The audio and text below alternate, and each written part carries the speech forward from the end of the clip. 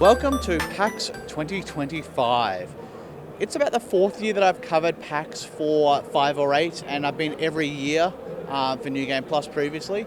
And I sort of take it for granted a little bit. We've got this huge, giant gaming expo, and you kind of just be like, oh yeah, well, I'll go to PAX and have fun. You kind of forget like how lucky we are to have access to this. So I've asked Reddit, what are some things to do at a big gaming expo? And I've got a list here, that's why I'm holding my phone, of 10 things I want to try and do this weekend.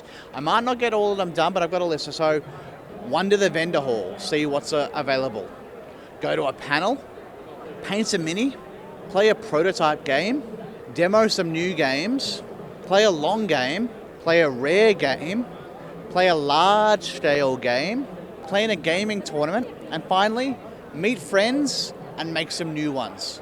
So throughout the weekend, the 3-day event, I'm going to try and get as many of these done as possible while having a blast playing a bunch of different games.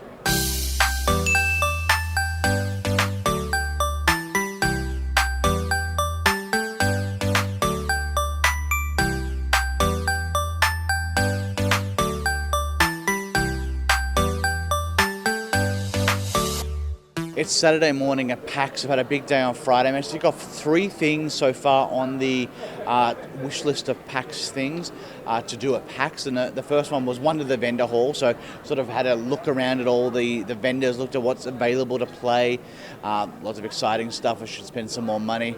Then managed to play some demo games. I've played about 4 demos. I need to play some more, but some of them went from a turn or two to get a sense of the game to playing the full game. So good variation there. There's still more that I want to play though. And finally, I played a long game. I demoed Vantage, but ended up playing a full session of it at night time. One of the people playing it was like, "Oh, this is a short game, only lasts an hour." The half an hour demo, we played 1 turn in total. I was a bit doubtful. It ended up being a long game, but it was a fun game with a great group of people. I'm excited to see what Saturday has in store. The first game I demoed at PAX was 12 Rivers, which is sort of a set collection, marble collection game where there's 12 tracks, 12 rivers, and you're using cards to put in dividers, or which are going to collect these little pearls. It does have a great table presence.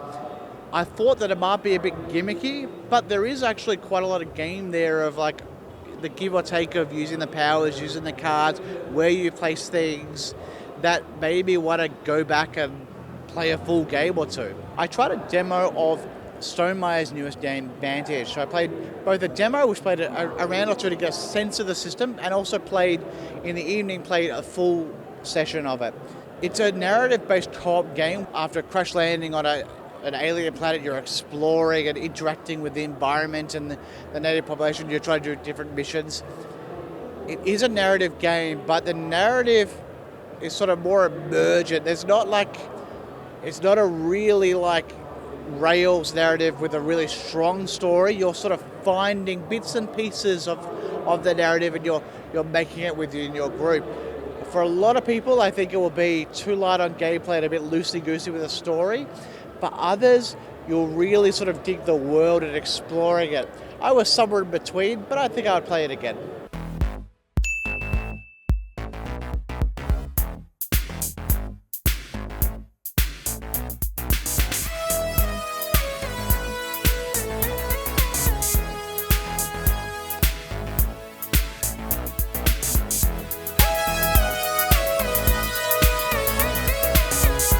Saturday afternoon at PAX. I've stepped outside for a little bit of a breather. I've had a busy morning. I've had an enjoyable morning. It started off playing the tick in the box for the large-scale multiplayer game. Played a 10-player version of Catan Connect, which is a big sort of convention / almost party version of Catan. Now, one of the items on my list is to play a large-scale multiplayer game. So I've chosen Catan Connect, which is a multiplayer up to 12 to 18 people Catan game. I have no idea how it works, if it works, but I'm curious, so we'll see. I haven't played Catan for years and years and years. I've sort of moved on to other games, so I was keen to play this to see what the experience was like. The table is divided into two sides, and on every turn the dice is rolled, so you're still getting resources every turn, but on one turn, one side is active, then the next turn they're active. The turns are really fast and flowing, and it was an enjoyable experience. Whether that was more of like the convention nature of this game, or the sort of like coming back to Catan, I'm not sure which, but I did enjoy it, and I'll probably play it again, at a future convention down the line. After that, played a few more demos that I sort of wanted to check out, and then joined JP, who designed Land vs. Sea, to play one of his new games that he's been working on, a prototype game. It's a map building, abstract strategy game that feels quite close to being done, and it was an enjoyable experience to both play the game and then chat with them after about what we liked and what we sort of think, well, this was a bit confusing, or maybe we do this, and who knows how much the feedback is helpful, but it's still being part of that. I think I like that.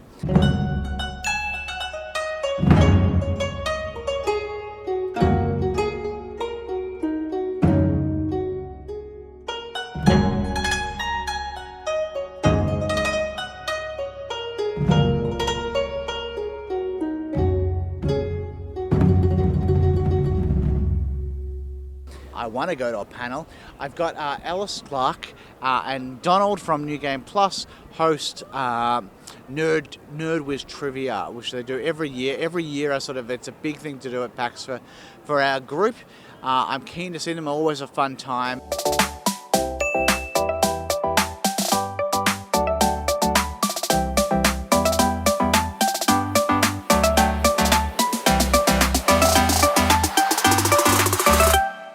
In demand of the demos at PAX Australia was Riftbound, which is the new League of Legends TCG. I'm not a League player or Dota player or any of those sort of games, but I was keen to try it out because I like TCGs. Mainly I'm a Magic player. This feels to me most like Star Wars Unlimited, where there's sort of multiple avenues of attack.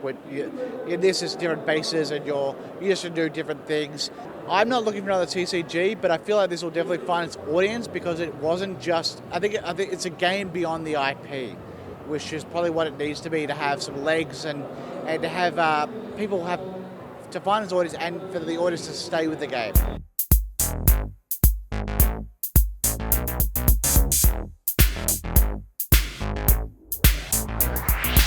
Really enjoyed playing Great Western Trail. I sort of got it in a trade, and I played it with friends, and I'm like, yes, I like this, I'll keep it on my shelf, and I haven't got back to it yet.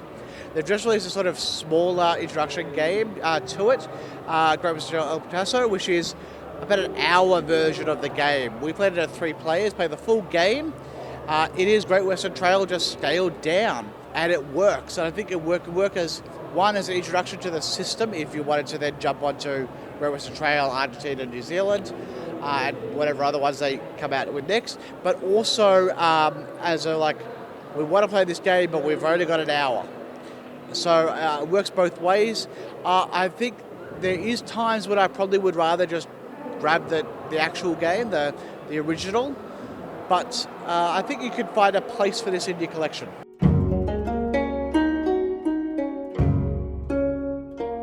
I always want to have a cup of tea, and I would actually love a cup of tea right now, especially when I'm talking about this game, Tea Witches, which is sort of I thought it was going to be like a little cutesy game, more in the sort of line of sort of Flamecraft.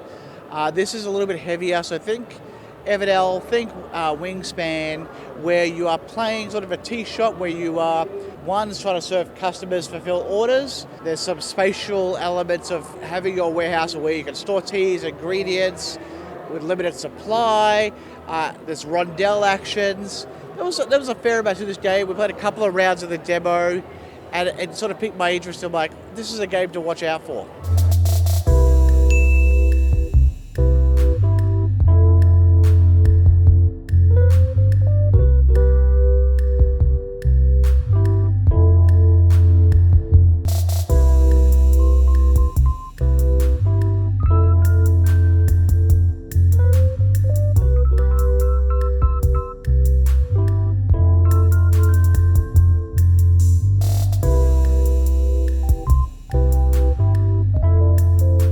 It's Sunday of PAX in the final hours of the con. I'm here to check in with how the weekend's been. I managed to tick off a few more things off the list from yesterday. I went to the panel last night and then also painted a mini this morning. Over the whole weekend, I've caught up with friends that I've known from playing Magic back in the day, from board games and other spheres. That's been a lot of fun catching up with people, meeting some new people standing in the circle as well, and then also playing a bunch of games with people. So I haven't managed to do everything on the list. I've got 8 out of 10. So what I didn't do is play a rare game. There was some in the library. If it had been earlier yesterday, I would have been pushing to play Battlestar. We had 5. That would have been incredible, but it takes a couple of hours. And didn't play in a gaming tournament. That is the name of the game with these sort of events. And I guess with life, there's an opportunity cost. Went to a panel last night, went a bit longer. You come back to the gaming hall, a bunch of the groups are already in games. You sort of have to wait, give or take. You can't do everything at these events. If you try to do everything, you sort of run around non-stop, especially when things are aligned. But I had a lot of fun over the weekend. And I had a lot of fun trying to tick off a bunch of things from the list. Catching up with PAX friends, being involved in sort of testing a prototype and giving feedback, and just having a blast playing multiplayer games was really the highlight of the con for me.